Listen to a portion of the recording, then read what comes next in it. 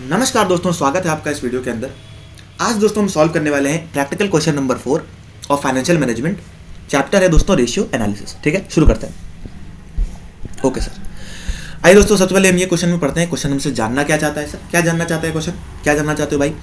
Calculate करके बताइए operating expenses को। ओके सर, हमको ऑपरेटिंग एक्सपेंसेस निकालना है। ठीक है, फॉर द ईयर एंडेड 31 मार्च 2023। ठीक है सर, 31 मार्च 2023 खत्म जो हुआ साल, उसके जो टोटल ऑपरेटिंग एक्सपेंसेस है वो निकाल करके दीजिए, निकाल देंगे।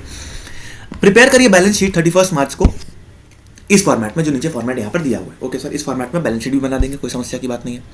आगे देखते हैं। गणपति लिमिटेड का है दोस्तों, यहाँ पे ये क्वेश्चन है 31 मार्च का। सेल्स का फिगर हमारे सामने है। रिटर्न ऑन नेट वर्थ दिया है, यहाँ पे आप देखिए रिटर्न ऑन नेट वर्थ है, ना कि नेट इनकम है। यानी कि ये सेल्स के फिगर पे हमको क्या करना है, मतलब नहीं है दोस्तों, हमको नेटवर्थ से यहाँ पर मतलब है। नेटवर्थ क्या होता है दोस्तों? नेटवर्थ होता है share capital plus reserve and surplus. ये जो फिगर यहाँ पर दिया नेट प्रॉफिट टू सेल्स वाला, ये है दोस्तों हमारे सेल्स के फिगर से इसका मतलब है। ठीक है, रेट ऑफ इनकम टैक्स 50% दिया है, शेयर कैपिटल टू रिजर्व दिया है 7:3, करंट रेशियो दिया है 2 का, इन्वेंट्री टर्नओवर दिया है, कॉस्ट ऑफ गुड सोल्ड दिया है, इंटरेस्ट ऑन डिबेंचर साफ साफ लिखा है दोस्तों यहाँ पर 60,000, रिसीवेबल की वैल्यू दी है 2 लाख और पेबल की वैल्यू दी है 2 लाख। ओके सर, तो क्या फटाफट से हम आंसर निकाल लेंगे सर? बिल्कुल ही फटाफट से हम आंसर यूं निकाल लेंगे सर। तो आइए यूं करके आंसर हम यहाँ पर निकालने का प्रयास करते हैं। ठीक है, देखते हैं दोस्तों कैसे करेंगे इस क्वेश्चन को। देखिए, जब भी आपको ऑपरेटिंग एक्सपेंसेस निकालना हो, जबकि आपको वर्क्स कॉस्ट निकालना हो, इस प्रकार का जब आपको करना हो, तो आप सबसे आसान तरीका जो यूज कर सकते हैं वो है दोस्तों इनकम स्टेटमेंट बना करके या प्रॉफिटेबिलिटी स्टेटमेंट बना करके। कैसे करेंगे सर?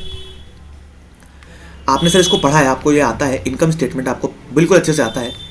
इनकम स्टेटमेंट हम कैसे बनाते हैं आपको बिल्कुल बिल्कुल बहुत अच्छे से आपको आता है, आपने इसको कई बार पढ़ा है। ठीक है, आइए देखते हैं कैसे बनाते हैं सर। सेल्स का फिगर सबसे पहले लेते हैं, उसमें से सर हम लेस करते हैं सर वर्क्स कॉस्ट को, या फिर हम उसको बोलते हैं वेरिएबल एक्सपेंसेस को, वेरिएबल कॉस्ट को हम उसको लेस करते हैं। हमारे पास आता है सर कॉन्ट्रीब्यूशन का फिगर। इस कॉन्ट्रीब्यूशन में से दोस्तों हम निकालते हैं फिक्स्ड एक्सपेंसेस को, फिक्स कॉस्ट को, या फिर इसको हम एक और नाम से जानते हैं ऑपरेटिंग एक्सपेंसेस को, और यही हमको यहाँ पे दोस्तों निकालना है। हमारे पास दोस्तों एक फिगर आ जाता है जिसको हम प्यार से बोलते हैं, इस फिगर को हम प्यार से कहते हैं सर EBIT, यानी कि earning before interest and taxes. इसमें दोस्तों हम इंटरेस्ट के पोर्शन को लेस करते हैं, हमारे पास आता है EBT, यानी कि अर्निंग बिफोर टैक्सेस। इसमें से टैक्स भी हटा दीजिए तो हमारे पास क्या मिलेगा? Earning after taxes. और इसी अर्निंग आफ्टर टैक्सेस को दोस्तों यहाँ पर हम बोल रहे हैं नेट इनकम। अब दोस्तों यहाँ पर EAT के बाद हम दोस्तों प्रेफरेंस डिविडेंड भी लेस कर देते हैं, लेकिन यहाँ पे हमको उसकी आवश्यकता नहीं है। हमको नेट इनकम से यहाँ पे हमको मतलब है, क्योंकि हमारे पास प्रेफरेंस डिविडेंड यहाँ मौजूद नहीं है। क्वेश्चन थोड़ा सा फिर अलग हो जाता, लेकिन यहाँ पे इसकी जरूरत नहीं पड़ेगी। ओके, अब दोस्तों जैसे हम इसको सॉल्व करने का प्रयास करेंगे ना, हमारा आधा क्वेश्चन अपने आप निकल जाएगा। तो आइए दोस्तों इस इनकम स्टेटमेंट को हम सॉल्व कर लेते हैं। ठीक है सर, सेल्स का फिगर चुपचाप लिख दीजिए। 60 लाख यहाँ पे दिया गया था, हमने 60 लाख उठाया और चुपचाप 60 लाख यहाँ पे लिख दिया। पेन टैप कभी पीछे से काम नहीं करता। ठीक है, 60 लाख रुपीज का फिगर दोस्तों हमने यहाँ पे लिख दिया। ओके, अगला देखते हैं और क्या क्या फिगर दिया है सर। सर यहाँ पे दिया है नेट प्रॉफिट टू सेल्स का फिगर 6.25, यानी कि जो नेट इनकम आएगी वो कितनी आएगी सर? 6.25% आएगी हमारे सेल्स की, ऑफ सेल्स। तो सेल्स का फिगर दोस्तों कितना है? 60 लाख को मल्टीप्लाई करिए 6.25% से, आंसर आ गया सर 3,75,000। ओके सर, अब क्या करें सर? टैक्स का फिगर कुछ दिया है क्या? बिल्कुल टैक्स दिया है सर, टैक्स दिया है 50% का, एट द रेट ऑफ 50%। हम क्या करेंगे दोस्तों? हम करेंगे बैकवर्ड कैलकुलेशन। EBT कितना हो कि जिसमें से 50% टैक्स निकालने के बाद वैल्यू आए 3,75,000। तो बैकवर्ड कैलकुलेशन जैसे हम करेंगे दोस्तों को पता चलेगा कि टैक्स की वैल्यू भी अगर 3,75,000 रुपीज़ हो, तो इसमें से जब 7.5 लाख रुपए में से जैसे हम 375 निकालते हैं, हमारे पास 375 आ जाता है। ठीक है दोस्तों, तो हम कहाँ तक पहुँच गए दोस्तों? हम EBT तक पहुँच गए। अब बात करें दोस्तों इंटरेस्ट के पोर्शन की। क्या इंटरेस्ट कुछ दिया है सर? बिल्कुल दिया है सर, इंटरेस्ट ऑन डिबेंचर दिया है सर 60,000 रुपए का।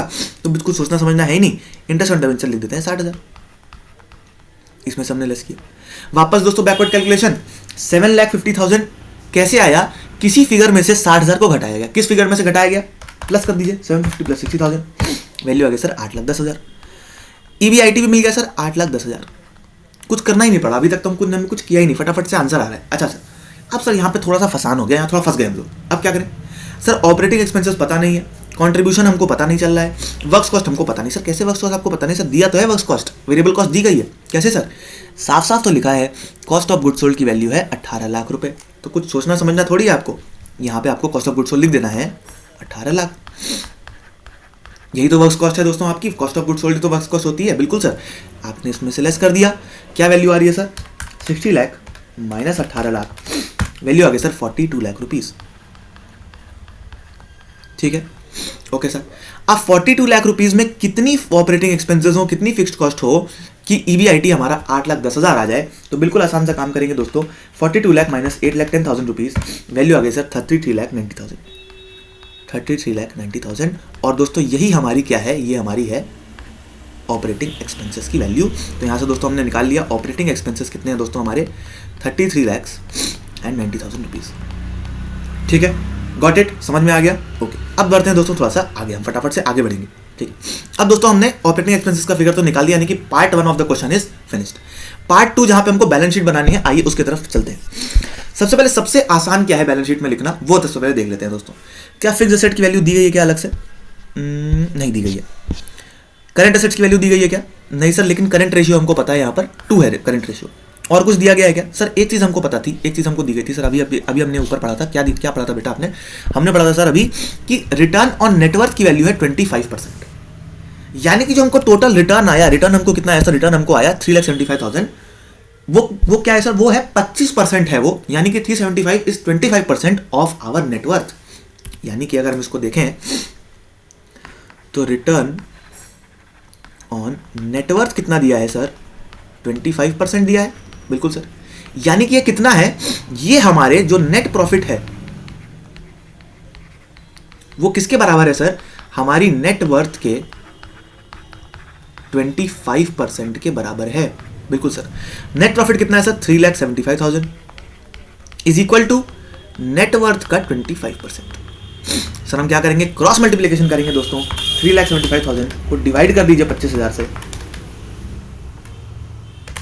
25% से, सॉरी, आपकी वैल्यू आ जाएगी सर नेटवर्थ की कितनी आ गई? 15 लाख रुपीस। सर ये नेटवर्थ की वैल्यू है, यानी कि इसमें क्या क्या है सर? इसमें शेयर कैपिटल है प्लस इसमें रिजर्व एंड सरप्लस है। इन दोनों की वैल्यू मिलाकर के आ रही है 15 लाख रुपए। सर अब ये कैसे पता चलेगा कि कितना शेयर कैपिटल कितना रिजर्व एंड सरप्लस है? धीरे धीरे सर दिया गया है, साफ साफ लिखा है कि शेयर कैपिटल और रिजर्व का रेशियो है 7:3। कुछ करना ही नहीं है सर, आपको रेशियो में इसको बांट देना है। तो अगर शेयर कैपिटल टू रिजर्व का रेशियो है 7/3 और ये दोनों किसके बराबर है दोस्तों? इन दोनों का टोटल बराबर है 15 लाख के। तो क्या करेंगे? सिंपली इंटू 15 लाख अगर कर दें तो क्या शेयर कैपिटल की वैल्यू आ जाएगी क्या sir? Divide into 7 divided by 3 करेंगे तो 30, सॉरी गलती हो गई, 15 लाख इंटू 7 डिवाइड बाई 3। नहीं सर ऐसे नहीं होता, रेशियो ऐसे नहीं निकाला जाता है आपको। सर पहले 15 लाख रुपए के 10 हिस्से आप करेंगे, ठीक है? ऐसे मल्टीप्लाई मत कर दीजिएगा, गलत हो जाएगा ये। ठीक है, तो ये क्या है दोस्तों? ये है शेयर कैपिटल, ये है रिजर्व एंड सरप्लस। ठीक है, कैसे निकालेंगे सर इसको? 7/10 इंटू 15 लाख, यही वैल्यू है दोस्तों किसकी? शेयर कैपिटल की। बिल्कुल सर ऐसे ही है, क्योंकि दोनों को ऐड करना है।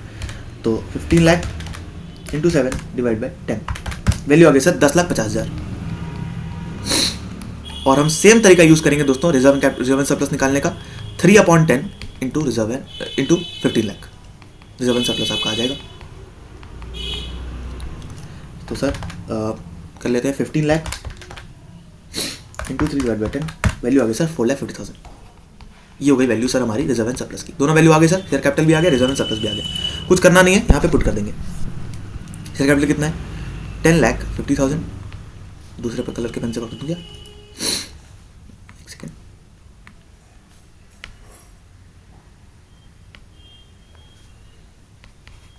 सर ये तो और नहीं दिख रहा, डार्क कलर लीजिए थोड़ा, डार्क ब्लैक वैक है क्या? कुछ ब्लैक है।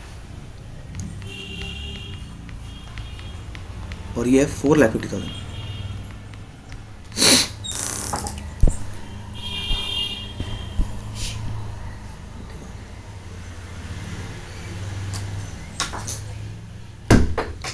एक है 10,50,000, एक है 4,50,000। ठीक है, तो दोनों की वैल्यू आ गई। अच्छा सर आगे बढ़ते हैं।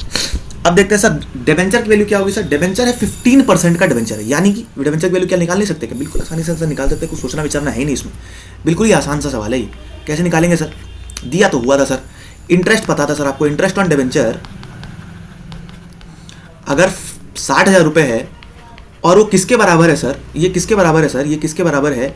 ये है डिबेंचर इंटू 15%, क्योंकि 15% वाला डिवेंचर है। तो डिवेंचर की वैल्यू कैसे निकालेंगे सर? 60,000 को 15% से डिवाइड कर दीजिए, आपकी वैल्यू आ जाएगी डिवेंचर की। सेम काम करेंगे, 60,000 डिवाइड 15%, वैल्यू हो गई सर 4 लाख रुपए। ये क्या 4 लाख क्या है सर? ये 4 लाख है वैल्यू ऑफ डिवेंचर। तो कुछ सोचना विचारना है ही नहीं आपको, यहाँ पे 4 लाख आपको लिख देना है।